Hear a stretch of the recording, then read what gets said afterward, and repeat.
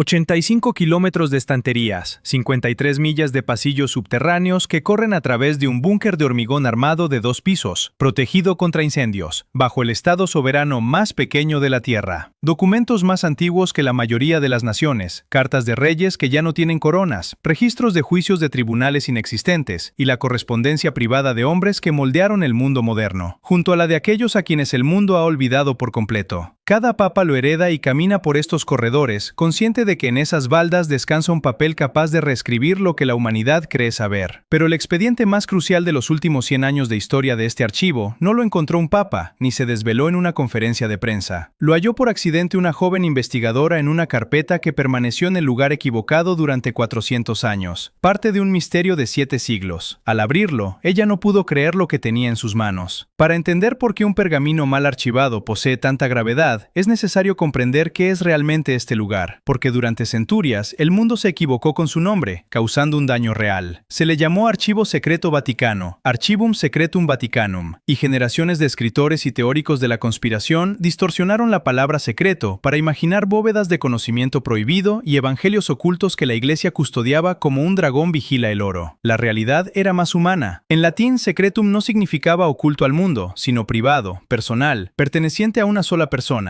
el Papa. El archivo era suyo, del mismo modo que un cajón de escritorio pertenece a quien guarda su llave. Los pontífices lo usaron para almacenar la burocracia del papado, bulas, encíclicas, correspondencia diplomática y registros de juicios, la materia prima de 2000 años de memoria institucional. Consciente de esto, el Papa León XIII abrió el archivo a los eruditos externos en 1881 y fundó una escuela en 1884 para capacitar a los archivistas en la delicada ciencia de preservar documentos que podrían desintegrarse al tacto. Más de un siglo después, en octubre de 2019, el Papa Francisco cambió oficialmente el nombre de secreto a apostólico, un pequeño ajuste lingüístico para corregir un mito calcificado, afirmando ante el personal que la Iglesia no teme a la historia. Pero la historia dentro de este archivo no siempre obedece. No se queda sentada en silencio esperando ser leída según el calendario. A veces se pierde por un simple error administrativo. Una sola hoja de pergamino se desliza fuera de su lugar y se desvanece en la caja equivocada, en el siglo equivocado, sin que nadie lo note, porque nadie busca lo que no sabe que ha perdido. Eso ocurrió con el documento en el centro de esta historia. Se desvaneció en la inmensidad del archivo no porque alguien lo ocultara, sino porque alguien, siglos atrás, lo colocó en el lugar incorrecto. Allí permaneció mientras caían imperios, avanzaba la reforma y se inventaban la imprenta, el teléfono e Internet, esperando en un cajón que nadie pensaba abrir. Su pérdida comenzó casi 2 siglos antes de que el archivo fuera organizado, en una Francia que a principios del siglo XIV albergaba a la orden militar y financiera más poderosa de la cristiandad. Los caballeros templarios comenzaron como una pequeña banda de monjes soldados pobres juramentados para proteger a los peregrinos hacia Jerusalén. Hicieron votos de pobreza individuales, pero la orden se transformó en una red bancaria internacional con fortalezas desde Inglaterra hasta Chipre, capaz de mover dinero y hombres más rápido que cualquier monarca. Prestaban dinero a reyes, guardaban depósitos de mercaderes y no respondían ante ningún obispo, solo ante el Papa. Una línea de mando que fue su protección y que, por el año 1307, se convirtió en la razón exacta por la que resultaba peligroso tenerlos como enemigos. Su adversario fue el rey Felipe IV de Francia, llamado Felipe el Hermoso por su aspecto y no por su temperamento. Un gobernante ahogado en deudas que ya había expulsado a la población judía para confiscar sus activos y devaluado la moneda hasta provocar disturbios en París. Los templarios, sentados sobre riquezas acumuladas y dependientes de un papa demasiado débil para protegerlos, eran el último objetivo evidente. El viernes 13 de octubre de 1307, los hombres del rey ejecutaron un arresto coordinado de cada templario en Francia en una sola noche mediante órdenes selladas. Los cargos buscaban horrorizar, herejía, blasfemia y profanación de la cruz en iniciaciones secretas. Bajo torturas metódicas aplicadas por inquisidores profesionales, muchos templarios confesaron lo exigido. El gran maestre Jacques de Molay confesó, se retractó al cesar el tormento y volvió a confesar al ser amenazado con la hoguera. No era justicia, era una máquina construida para producir una respuesta.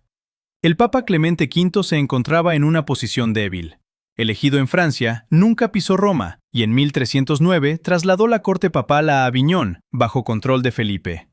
El asalto del rey era un ataque directo a la autoridad papal ejecutado sin consultar a Roma. Aunque Clemente se enfureció y suspendió la autoridad de los inquisidores franceses, carecía de fuerza política frente a un rey que ya había gestionado rumores, confiscado bienes y obtenido confesiones.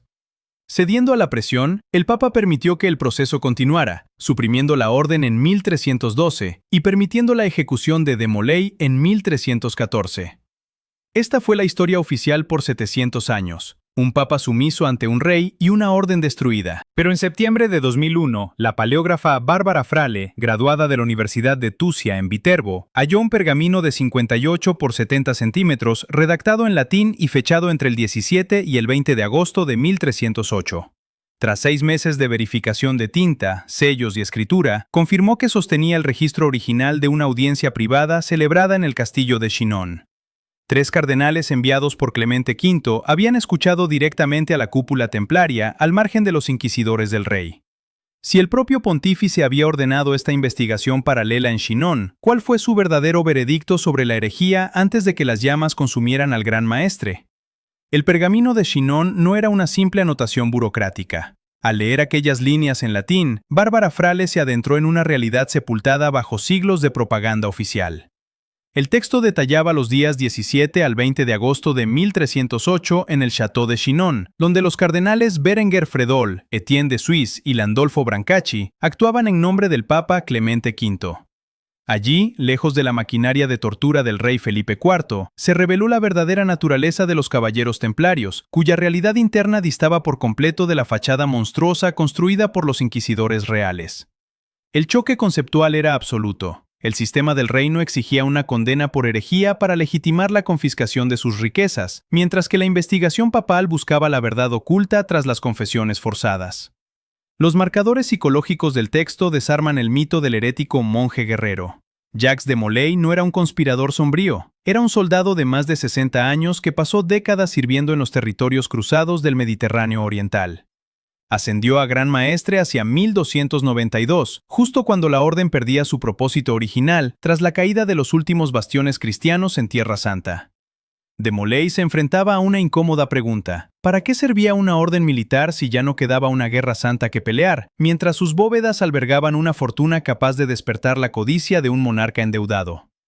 Era un hombre de espada, no un teólogo, totalmente desarmado ante un tribunal diseñado exclusivamente para destruirlo. La gran discrepancia radicaba en los rituales de iniciación, el eje de toda la acusación. El texto fuente desvela cómo un hecho real fue distorsionado de forma perversa. Los reclutas debían negar a Cristo simbólicamente o escupir cerca de una cruz. En la lógica interna de la orden, este acto funcionaba como un simulacro psicológico, una preparación extrema para que el caballero, si caía prisionero bajo amenaza de muerte, no se quebrara al ser forzado a blasfemar. Era un entrenamiento para el sufrimiento, no un rechazo a la fe. Sin embargo, los inquisidores hostiles tomaron este mismo acto físico y lo transformaron en la prueba irrefutable de la herejía que ya habían decidido encontrar. Una misma acción física, 2 verdades contrapuestas. Cuando los cardenales escucharon a los líderes templarios en Chinon, constataron que admitían irregularidades disciplinarias, pero en el cargo central de apostasía e idolatría, el documento arrojó un veredicto definitivo. El Papa Clemente V absolvió en privado a Jacques de Molay y a los altos mandos del cargo de herejía, restituyéndolos a la plena comunión con la Iglesia. Aquí se abre la fractura más dolorosa del relato. Mientras el veredicto oficial mostraba a una orden maldita, la realidad oculta demostraba que el propio Papa los sabía inocentes. Clemente V, un pontífice débil atrapado en Aviñón, no tuvo la fuerza política para oponerse públicamente al rey de Francia. Permitió que la orden fuera suprimida en 1312 y que de Molay ardiera en la hoguera en 1314, proclamando una inocencia que el Papa ya había firmado en secreto. Esta revelación requería una resistencia absoluta por parte de la investigadora, quien se enfrentó a la desconfianza de las estructuras académicas y del propio archivo. Durante 6 meses de minucioso escrutinio, Frale verificó la autenticidad del velum, cotejó la caligrafía con muestras de la época, autentificó los sellos y confirmó que las fórmulas latinas correspondían estrictamente a la Cancillería de 1308. El pergamino de Chinon no ofrecía una exoneración limpia, mostraba una verdad ambigua, donde el Papa absolvió las almas de los hombres, pero sacrificó la estructura de la orden para sobrevivir políticamente. Una verdad incómoda que prefirió guardarse en el cajón equivocado, dejando que los documentos discutieran entre sí en el silencio de los siglos, a la espera de un juicio que la historia aún no ha terminado de saldar. La publicación del hallazgo de Bárbara Frale en el año 2004 rompió definitivamente el aislamiento secular del archivo y provocó una onda de choque expansiva dentro del sistema académico e institucional. Las conclusiones de la paleógrafa, expuestas inicialmente en las páginas del Journal of Medieval History y posteriormente expandidas en un libro de circulación internacional, traducido al inglés, francés, español, portugués, polaco y checo, colocaron bajo el escrutinio del mundo entero una estructura narrativa que se consideraba inamovible. Historiadores que habían dedicado carreras enteras a trabajar a partir de copias secundarias e incompletas y resúmenes de segunda mano, se enfrentaron bruscamente al registro original de Chinon. Pero la verdad histórica no se asimila sin resistencia por parte de las estructuras establecidas. La comunidad de investigadores y los sectores tradicionales reaccionaron con extrema cautela, activando líneas de contención intelectual para amortiguar el impacto del descubrimiento. Varios eruditos presionaron abiertamente en contra del alcance que se le pretendía dar a la absolución, advirtiendo sobre el peligro de utilizar un solo pergamino para reescribir un caso masivo que se sostenía sobre miles de páginas de registros de juicios previos. Esta resistencia buscaba mitigar la fuerza del documento, insistiendo en que una sola pieza de vellum no podía borrar la complejidad de 700 años de historia escrita. A esta resistencia del aparato académico se sumó una fuerza externa igualmente distorsionadora: el sesgo de la cultura popular y el apetito del gran público. Apenas 3 años antes de que las investigaciones de Frale salieran a la luz, una novela superventas enfocada en códigos ocultos y conspiraciones eclesiásticas secretas había transformado la percepción de los archivos vaticanos en un mero entretenimiento de masas. La ironía no pasó desapercibida para los propios archiveros del búnker subterráneo. La realidad de un documento auténtico, verificado tras 6 meses de riguroso trabajo paleográfico para corregir 7 siglos de injusticia, irrumpía en una cultura global que prefería las conspiraciones inventadas antes que la verdad incómoda y minuciosamente anotada al pie de página. Las agencias de noticias internacionales redujeron los complejos matices del pergamino de Chinon a titulares simplistas. Un informe de prensa ampliamente difundido resumió el acontecimiento afirmando que los templarios habían ganado un indulto frente a la herejía 700 años después de que pudiera importarles. Esta respuesta mediática aplanaba la densidad del descubrimiento, intentando asimilarlo como un escándalo superficial más que como una fractura institucional profunda. Frente a estas líneas de presión cruzadas, la firmeza de Bárbara Frale se mantuvo inalterable, cimentada exclusivamente en la evidencia física del manuscrito de 58 por 70 centímetros. Ella nunca pretendió que el pergamino constituyera una exoneración total y limpia, en el sentido en que las narrativas populares lo reclamaban. Defendió con honestidad que el documento mostraba una verdad mucho más compleja, donde el Papa Clemente V absolvió espiritualmente a Jacques de Molay y a los cardenales Berenguer Fredol, Etienne de Suisse y Landolfo Brancacci, pero detuvo su acción antes de otorgar una defensa pública total que pudiera salvar a la orden de la destrucción de Felipe el Hermoso. Apoyada en la confirmación absoluta de la tinta, la autenticidad del soporte de piel de animal y el rigor de las convenciones de la Cancillería Papal de 1308, Frale sostuvo su postura frente a las dudas del sistema. Esta fijeza documental llevó la tensión psicológica dentro de la jerarquía eclesiástica a su punto más agudo. El dilema del archivo ya no era cómo ocultar el error de clasificación que había sepultado el pergamino durante 400 años, sino cómo responder ante una verdad que contradecía los siglos de silencio institucional. La tensión acumulada entre el resguardo del secreto y la evidencia científica empujó al sistema hacia un punto de no retorno, forzando los preparativos para un acto público y deliberado sin precedentes: la autorización y producción de una edición facsímil limitada de 800 volúmenes hechos a mano y encuadernados en cuero para exponer, por primera vez, las actas auténticas del proceso ante la mirada del mundo. El cambio definitivo no llegó con el estruendo de una revolución, sino con una declaración pausada en el corazón administrativo del búnker subterráneo. En octubre de 2019, rodeado por las densas paredes de hormigón armado y ante la mirada silenciosa de los archiveros, el Papa Francisco pronunció un manifiesto que alteraría irreversiblemente las reglas del juego. Al despojar formalmente a la institución de su antiguo título de Archivo Secreto Vaticano, para renombrarlo como Archivo Apostólico, el pontífice ejecutó un acto de lenguaje destinado a fracturar un mito calcificado por siglos de sospechas. Frente al personal que custodia los 85 kilómetros de estanterías, resonó una frase directa, desprovista de patetismo, pero cargada con el peso absoluto de todo lo que había sucedido antes y de lo que estaba por venir: la Iglesia no teme a la historia. Esas palabras operaron como un catalizador implacable que arrancó las máscaras de la infalibilidad corporativa y de la ambigüedad autoprotectora que el sistema había mantenido durante generaciones. En ese espacio cerrado, donde el aire transporta el secreto de los siglos, el silencio que siguió a la proclamación adquirió una densidad psicológica asfixiante. La orden ya no era proteger la fachada del dragón que custodia el oro, sino permitir que los documentos hablaran por sí mismos, asumiendo el riesgo de lo que pudieran revelar. Esta nueva postura se consolidó el 2 de marzo de 2020, cuando el Papa cumplió su promesa de adelantar la apertura de los archivos sellados del pontificado de Pío XII, la era de la Segunda Guerra Mundial, reiterando ante el personal la misma premisa desestabilizadora. La apertura de estos millones de documentos expuso los defectos fundamentales del engranaje eclesiástico, pero, por encima de todo, devolvió su valor a la experiencia humana viva, desmantelando los relatos simplistas. El peso de las pausas en esta apertura se tradujo en el choque de realidades que los investigadores comenzaron a desenterrar.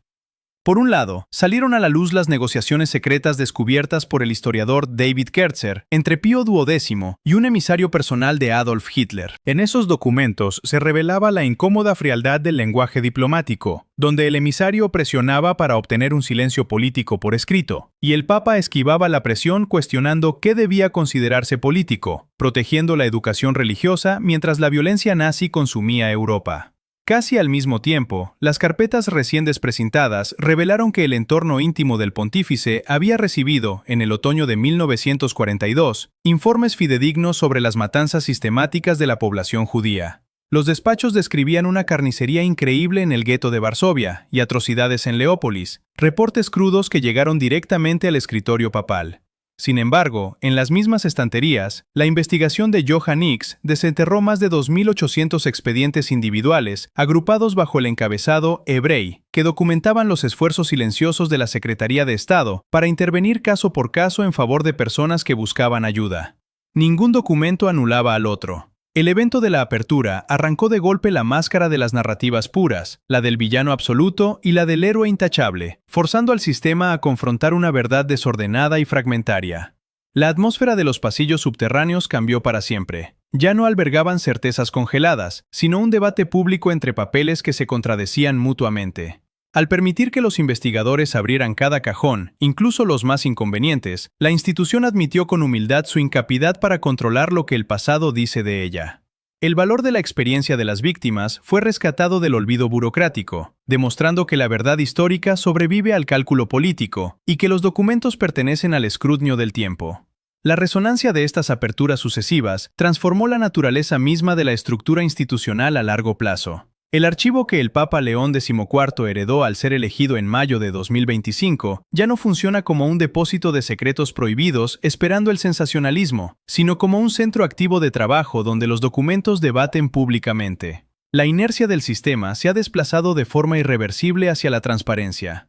Desde que León XIII abrió las puertas a los eruditos externos en 1881, hasta las decisiones del Papa Francisco en 2019 y 2020, la dirección del viaje institucional ha sido la misma. Otorgar más acceso, no menos, incluso cuando lo que emerge complica la versión preferida por la propia Iglesia sobre su pasado.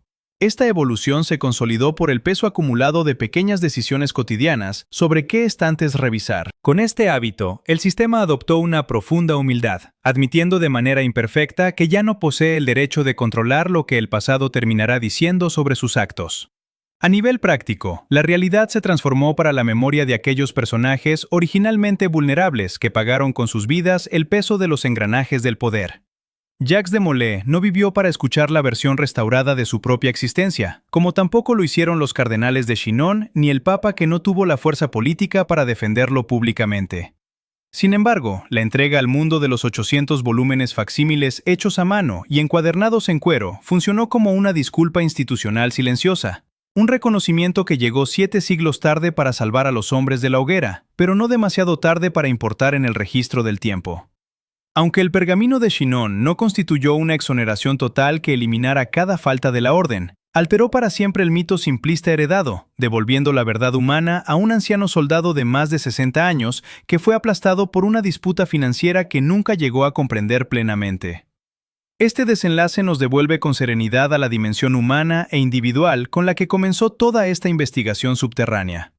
Bárbara Frale no entró al búnker con la intención deliberada de cambiar el destino histórico de los templarios. Simplemente realizaba la tarea ordinaria, paciente y carente de gloria, de catalogar y cotejar materiales de la época medieval. La persistencia de la verdad no dependió de un diseño de los jerarcas, sino de un puro accidente administrativo que mantuvo a salvo una hoja de piel de animal de 58 por 70 centímetros.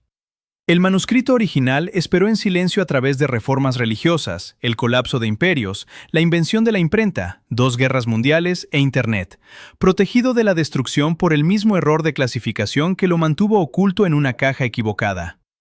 La conclusión existencial e institucional que se desprende de esta larga trayectoria es que la verdad documentada posee su propia resistencia y se niega a desaparecer cuando los poderosos encuentran inconveniente pronunciarla. 700 años representa una extensión de tiempo casi incomprensible, y aún así, el testimonio de Chinon sobrevivió al monarca que persiguió a los monjes y al pontífice que guardó silencio por debilidad.